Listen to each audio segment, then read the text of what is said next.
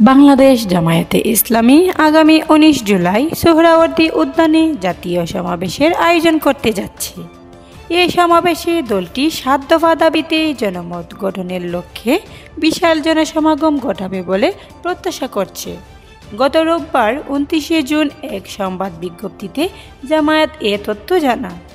যে ৭ দফা দাবিতে আয়োজিত হবে জাতীয় সমাবেশ সেগুলো হলো ২০২৪ সালের ৫ই আগস্ট ও অন্যান্য সময় সংঘটিত সকল গণহত্যার বিচার, রাষ্ট্রের সব স্তরে প্রয়োজনীয় মৌলিক সংস্কার, ঐতিহাসিক জুলাই সনদ ও ঘোষণাপত্রের পূর্ণ বাস্তবায়ন, জুলাই অভ্যুত্থানে শহীদ ও আহতদের পরিবারের পুনর্বাসন, জনগণের প্রকৃত মতামতের প্রতিফলন ঘটাতে পিআর পদ্ধতিতে জাতীয় নির্বাচন আয়োজন, প্রবাসীদের ভোটাধিকার নিশ্চিত করার জন্য সুনির্দিষ্ট ব্যবস্থা গ্রহণ, রাজনৈতিক দল ও প্রার্থীদের জন্য সমান সুযোগ ও লেভেল প্লেয়িং ফিল্ড নিশ্চিতকরণ।